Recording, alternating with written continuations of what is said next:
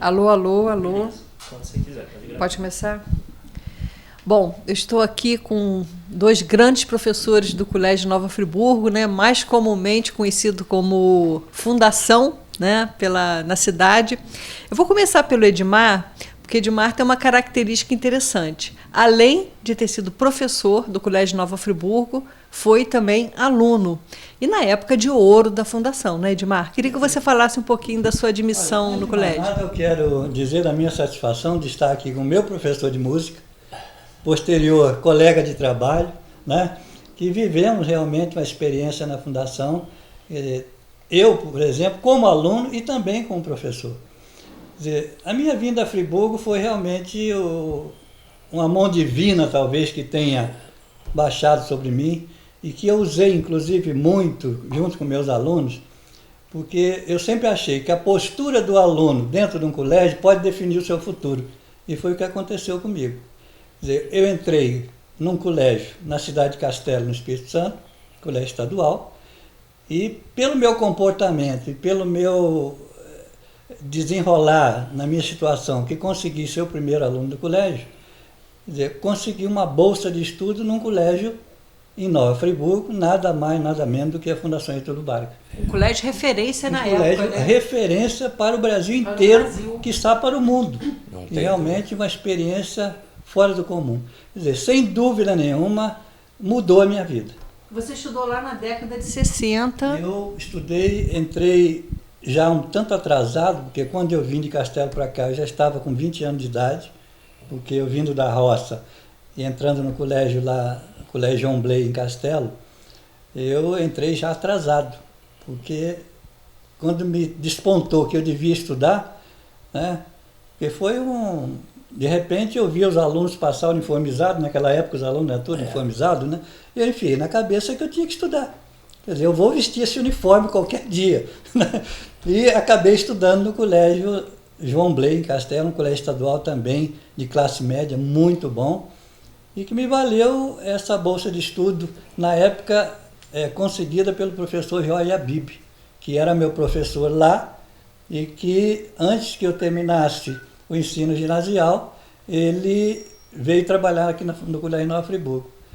E quando eu fiz o convite para a minha formatura lá, ele se fez presente e disse, tem uma surpresa para você, você quer estudar no Colégio Nova Friburgo? E aí eu virei para ele e falei, você querer é uma coisa. Eu falei, como é que você quer que eu vá estudar no Colégio Nova Friburgo? Porque eu já tinha mais ou menos uma noção, conhecia, do que era o Colégio Nova Friburgo. E eu jamais podia pensar que eu ia estudar num colégio igual o Colégio Nova Friburgo, né? E ele falou, não estou te perguntando se você quer, não estou perguntando se você pode, estou perguntando se você quer. Falei, se você coloca assim, tudo bem. Aí ele voltou para Nova Friburgo, depois nos encontramos na praia de Marataízes e falou, está tudo arrumado, você vai comigo para Nova Friburgo. E foi assim que eu vim parar aqui no Colégio Nova Friburgo. E você, na época, então você entrou como aluno interno, né? Entrei como aluno interno, porque o colégio ele tinha um grupo de alunos semi-interno que era tanto feminino como masculino, que eram alunos da cidade que subiam de manhã, passavam o dia no colégio e à tarde desciam. E existia o internato, que era só masculino. E nós éramos em 300 alunos internos. Né? Aí tinha o primeiro grau e o segundo grau. Na época ainda se tratava assim, primeiro grau e segundo grau. Hoje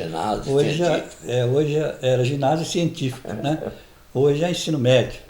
Agora, Edmar, como é que era assim, a admissão? Como é que era o primeiro momento num colégio como o Colégio Nova Friburgo? Olha, naquela época, você para entrar no Colégio Nova Friburgo tinha que fazer uma admissão e era forte, né? Forte. Você, além da admissão, tinha que passar pela Fundação no Rio de Janeiro, tinha que fazer teste, onde você tinha que mostrar que você era normal, que você era ajustado na sociedade. Então fazia uma bateria de testes para verificar se você não tinha qualquer distorção de personalidade. Só entrava realmente alunos desse perfil, né? Mas eu, como vim de um colégio que fui o primeiro aluno, eu não fiz a admissão. Eu entrei direto. Quer dizer, eu vim para cá já com o que eu era lá, me aceitaram sem admissão. Justamente que você deveria ser um aluno excepcional. Era um aluno excepcional na época. Mas o teste no Rio de Janeiro eu tive que fazer. Lá na Fundação Getúlio Vargas eu tive que fazer o teste.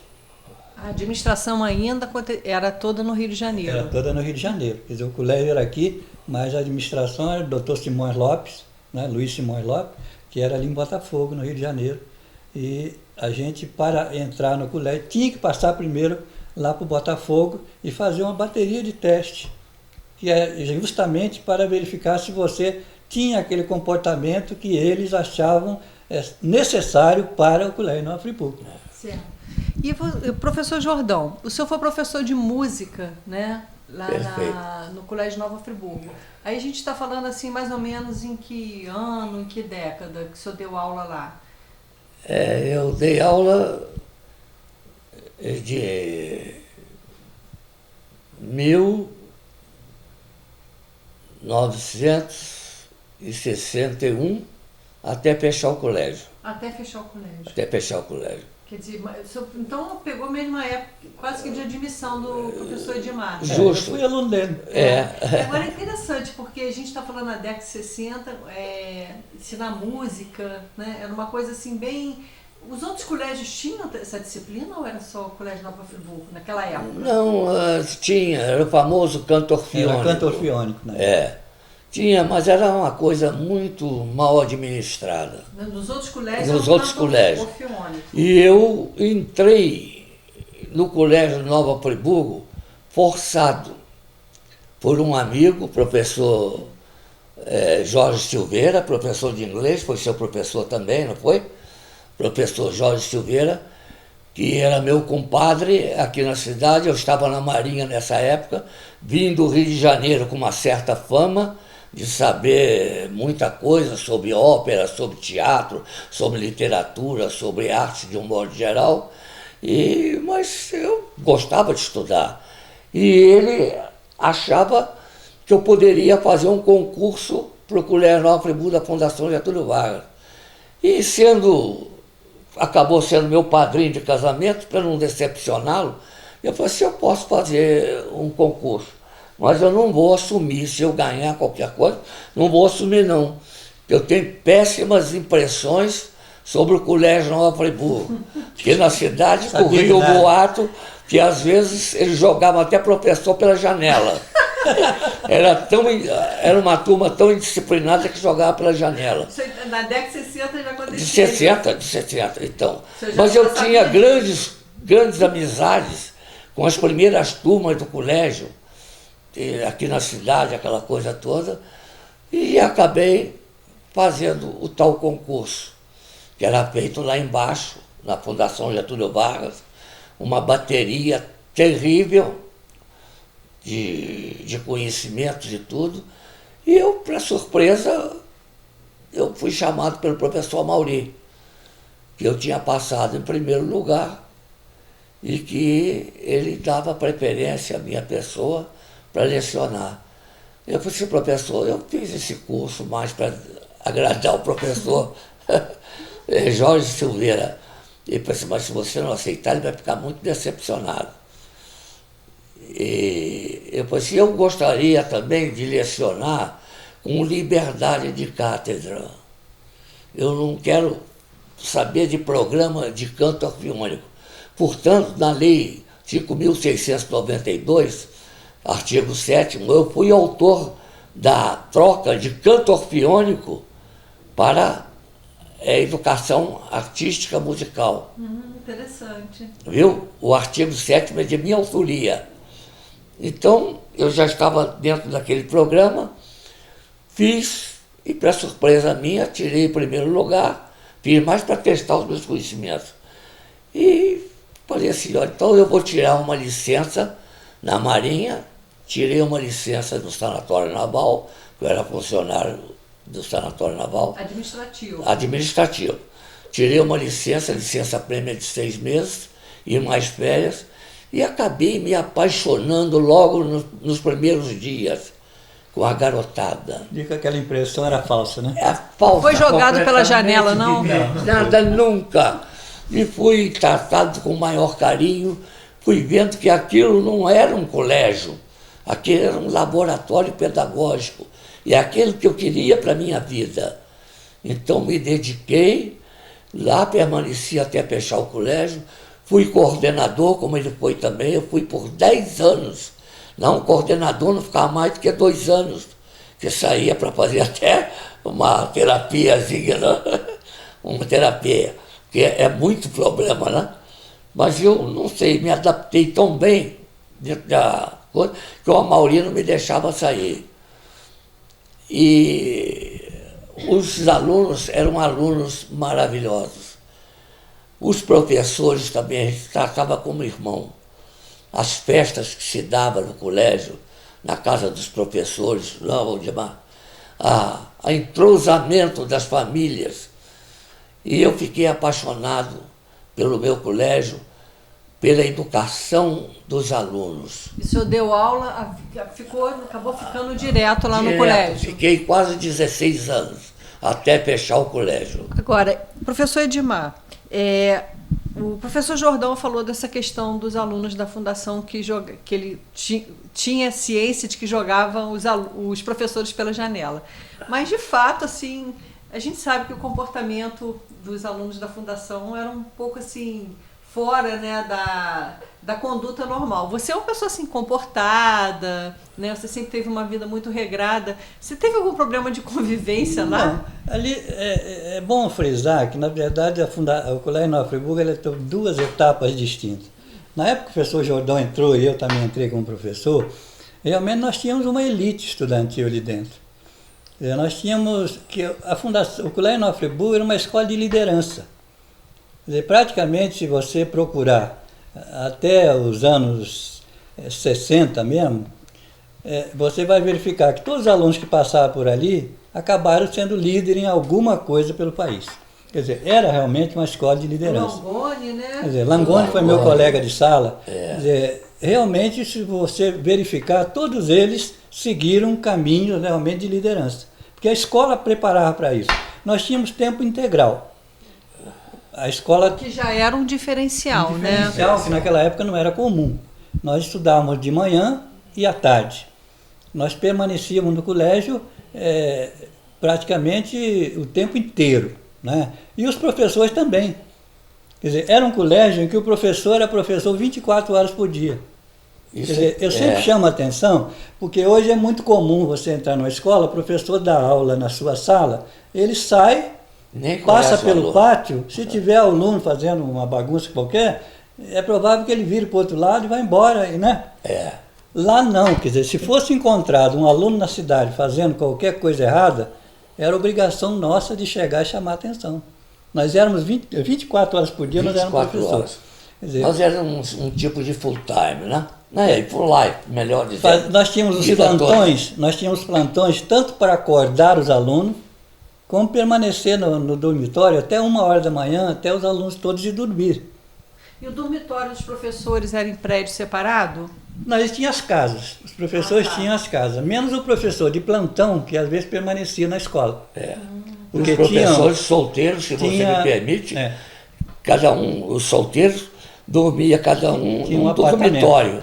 Tinha um apartamento dentro do dormitório. Então sempre tinha um professor dormindo junto com os alunos, tem o seu apartamento ali, então ele ficava ali praticamente a noite inteira. Qualquer aluno que necessitasse de alguma coisa, era só bater na porta dele, ele estava pronto para atender. Nos nossos plantões, nós ficávamos correndo de sala em sala, orientando os alunos nos seus estudos. Até 1h da manhã, às vezes, no ensino médio.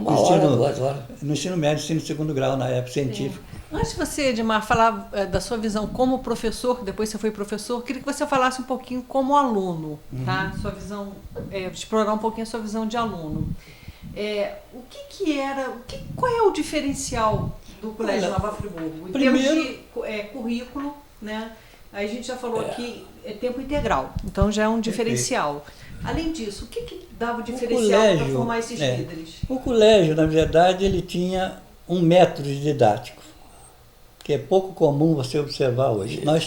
Lá tinha um método didático em que todos os professores seguiam o mesmo método, que era um método de unidade didática. Então, entrava um professor em sala, ele saía, entrava um outro, mudava a matéria, mas o sistema de ensino era o mesmo. Então a cabeça do aluno não mudava muito, porque a sequência era a mesma. É aquela coisa que a gente chama de interdisciplinar, que na época não havia? Nós tínhamos salas especiais para todas as disciplinas, português, história, desenho. Quer dizer, o aluno, ele tinha nos pátios escaninhos com chave. O aluno chegava, colocava o material, pegava o material, por exemplo, de português e ia para a sala de português. Então ele tinha aula de português terminada. Ele descia para o escaninho, trocava o livro para a aula de matemática e ia para a sala de matemática. Essas salas eram equipadas com bibliotecas, com todo o material necessário para aquela disciplina. Quando se tratava de física, química e biologia, tinha acoplado na própria sala os laboratórios. Então, era todo um ensino voltado para uma formação acadêmica de primeiro mundo. Não tem dúvida. Agora, fora isso, a gente tinha um tratamento na escola que era tempo integral, então você, além do ensino, você tinha o chamado, na época, clubes escolares, que tinha um orientador, que era o professor, e aí você tinha clube de fotografia, clube de música, clube de ciência, que eu fui presidente do clube de ciência. Aí você escolhia o seu clube? O aluno escolhia. Não precisava participar de todos, não? Não, você escolhia um determinado clube de acordo com a sua aptidão. Você tinha as Olimpíadas e os alunos eram divididos por bandeiras. Bandeira branca, eu pertencia, azul. por exemplo, à bandeira verde, né? Então, havia a Olimpíada e disputava, quer dizer, a gente defendia a bandeira da gente, né? E aí, tanto alunos como professor participavam da bandeira. Você tinha competições, tudo misturado, aluno, professor, isso. Enfim. Era uma convivência familiar o tempo inteiro. Era um colégio que ousava dar liberdade ao aluno, mas uma liberdade com responsabilidade. Quer dizer, eu até estava comentando ali fora, eu poderia até quebrar uma vidraça, se fosse o caso. Isso dificilmente acontecia, mas podia quebrar uma vidraça. Você simplesmente, você ia para a coordenação, lá estava o Jordão, né, para cuidar da coordenação, era feita uma ficha e você tinha todo um dossiê seu durante o ano inteiro, né? Mas você ia pagar aquele vidro em dobro. Você quebrou um, custava 10, e uma notinha para o seu pai cobrando 20. Entendi. Entendeu? Agora, isso ia para a sua ficha corrida, né? Para o seu dossiê. No final do ano, quer dizer, a congregação se reunia e ia analisar os dossiês daqueles alunos mais complicados, vamos dizer assim. E aí recebia talvez o bilhete azul, que a gente chamava lá. Né? Você era convidado a deixar o colégio. Ah, então, e teve casos assim? Tinha muitos casos, inclusive. Por isso que essa impressão de jogar o professor pela janela não existia, porque era aquela história, o aluno sabia que ele tinha que fazer as coisas, mas ele era responsabilizado por isso. Quer dizer, se ele cometesse algum delito realmente grave, ele no final do ano ia ser desligado da escola. Liberdade com responsabilidade. Liberdade com responsabilidade. Agora, quando você falou desse modelo pedagógico, ele tem alguma referência fora do Brasil? Ele foi criado no Brasil? Olha, qual é o modelo? Ele foi criado no Brasil. Ele foi criado aqui. O doutor Luiz Simões Lopes, ele criou o colégio numa modalidade em que ele conhecia dos colégios ingleses. Ele trouxe para cá e criou uma escola, mas não com características idênticas de lá. Adaptado. Ele adaptou aquela realidade em um colégio no Brasil. Inglesa, né? Um colégio no Brasil. Agora, o colégio, além de ter essa educação para o aluno, ele era um laboratório de aperfeiçoamento dos alunos, dos professores do Brasil inteiro. Constantemente você tinha dentro do colégio uma equipe de professores de fora tendo aula com os professores da Fundação. Justo. Como é que era a admissão de um professor lá o senhor foi admitido, mas eu digo assim, ele ficava sobre um estágio, uma supervisão, durante um período? Eu ainda peguei aquele sistema de concurso, né? Agora outros não. Seria assim, por estágio, como o Edmar falou, a maioria passou assim a ser de observação. Mas eu ainda fiz prova. Ainda fez prova. Viu? Era um sistema muito importante. Você quer ver uma coisa? Eu fui coordenador do colégio. Eu passava quase que 15 horas dentro do colégio. Morava no colégio a 100 metros da minha sala de coordenação de aula para minha casa, dava-se 2 minutos a pé, subiam as escadas. Eu não via os meus filhos, só via nos domingos. Por quê? Eles moravam aqui no centro. Não, morava lá na fundação, dentro da fundação. O senhor tinha casa. Viu? Olha, nós botávamos aluno para fora da cama. Levávamos para o banho. Depois levávamos para o refeitório. Depois do refeitório, para a formatura, para subir para a sala de aula. Cantava o hino? Cantava. O hino ali era então, comigo. Não era que, hoje em dia a gente tem aquela figura do... Eu não sei como é que chama nas escolas, que fica tomando conta. É o instrutor. Não tínhamos bedel. Era professor. Não tínhamos bedel, era professor. Era professor. Ali a formatura, dá licença, a formatura era feita no pátio. E o aluno só subia para a sala com o professor na frente. O professor passava, pegava os seus alunos e levava para a sala. Entendeu? Fazia aquela formatura de pátio. Aí cantava-se o hino. Isso é uma coisa diferente. E depois o professor passava ali, pegava a sua turma e subia a escada e ia para a sala. Nunca poderiam ir antes do professor. Não. E o importante também era a reciclagem dos professores. Nós éramos submetidos a uma reciclagem. À tarde, a última aula, tinha a última aula 4 horas da tarde, para 4h30, 5 horas. Depois tinha 1 hora de clube, aí os professores iam para o curso de reciclagem. Sempre tinha um convidado, um professor convidado, né? Ou às vezes nós mesmos dávamos aula palestra, né? Para os grupos, palestra para os grupos. Então a nossa experiência era dioturna. Tinha o chamado, que hoje poderia ser um coordenador, naquela época era o chefe de disciplina. Que hoje fala assim, coordenador de área, né? Naquela época era o chefe de disciplina. Na matemática, nós tínhamos o chefe de disciplina da matemática. Então, toda quarta-feira, os professores se reuniam, os de matemática se reuniam com o chefe da disciplina, e aí nós planejávamos as aulas da semana. Isso. Em conjunto. Ainda isso. Entendeu? E como ele falou, no princípio do ano, as aulas naquela época começavam em março, normalmente começavam em março. O mês de fevereiro era um mês. Na primeira quinzena nós tínhamos uma quinzena de estudo. Normalmente vinha um figurão nacional aí, em qualquer determinada área. 12 horas por dia. Tinha 12 aulas por dia de aula com essa pessoa. A segunda quinzena, nós continuávamos juntos planejando a escola. Isso. Nós continuávamos juntos fazendo o planejamento anual. Entendeu? Então a gente didático, fazia todo um estudo de 15 dias e depois fazíamos o planejamento na quinzena seguinte. Então eu, quando planejava, por exemplo, matemática, eu estava junto do professor de música, sabendo qual a relação da música com a matemática. Isso. Ou estava com o professor de história, sabendo qual a relação da história sempre com a matemática. Uma correlação. Enfim, vertical e um sabia exatamente o que o outro estava fazendo.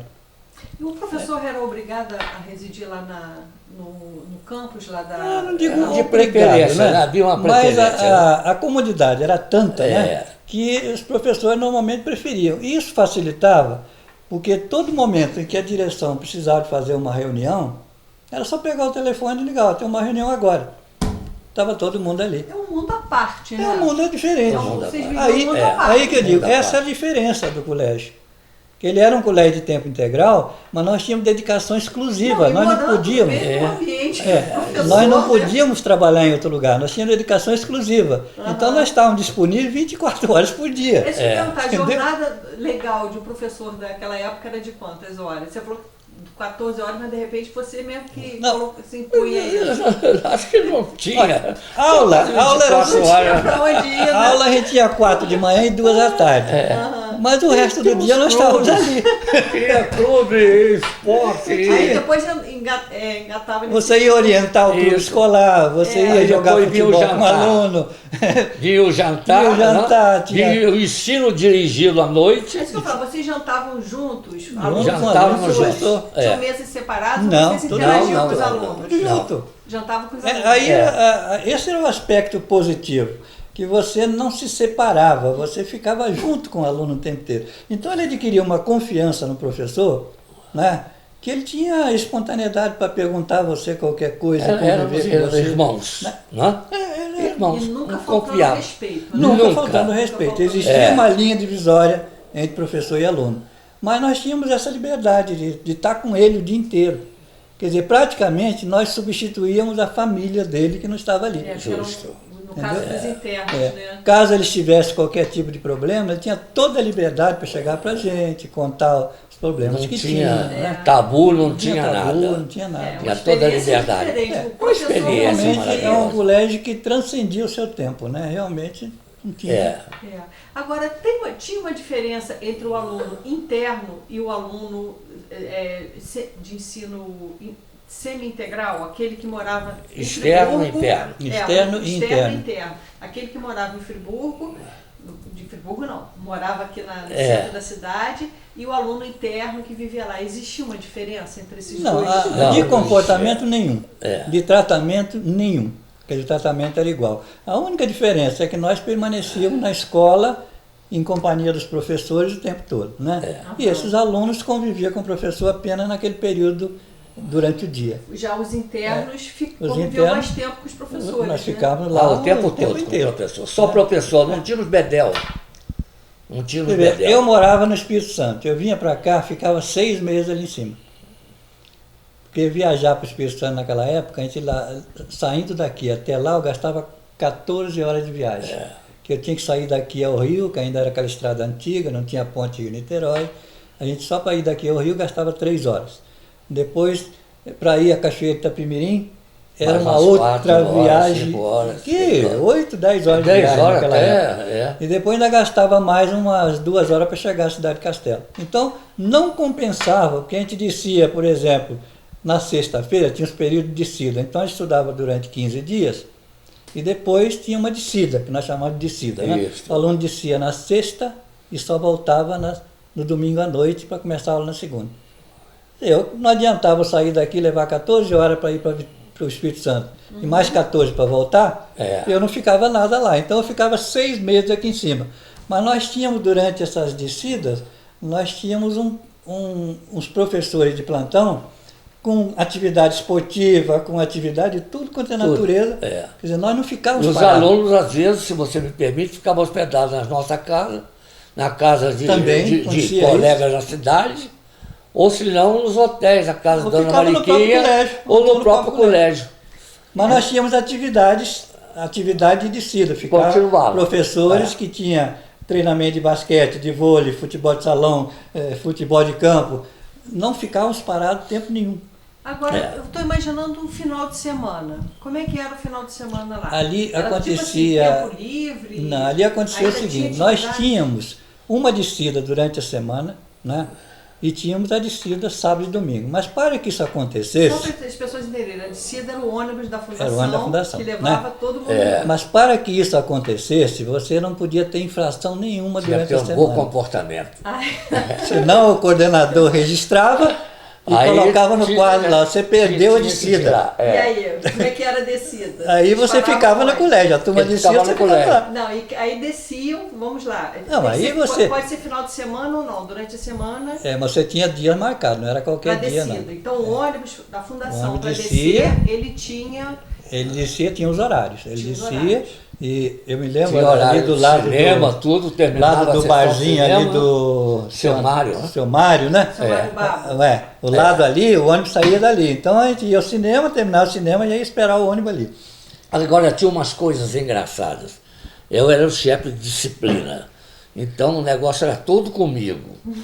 E de vez em quando eu recebia em casa a ligação: professor, é o Rubinho do Cinema Eldorado. Dá uma chegadinha aqui que os alunos estão soltando pombos e galinhas aqui dentro do cinema. Aí eu estava de pijama, colocava a roupa, arranjava o carro e descia. Chegava no cinema, eles estavam indo no burburinho me esperando. Aí quando eu chegava, eu ouvia: o professor não chegou, o professor não chegou. Ô mestre, tudo bem? Tudo bem, tudo bem. Eu chegava, acabava o negócio. Então, o compadrinho, era o bilheteiro, era o porteiro do cinema. E ele que se encarregava de pegar as galinhas, pegar os pombos, para dar continuidade ao coisa. E depois eu fiquei sabendo que eu acabei com uma coisa que ele me falou. Falei assim, olha, professor Jordão, deixa eu falar agora uma coisa com o senhor. O que houve? Olha, era lamentável, eu gostava muito quando as crianças soltavam as galinhas. Porque essas galinhas, os pombos eu levava para casa e segunda-feira eu tinha que comer com a família.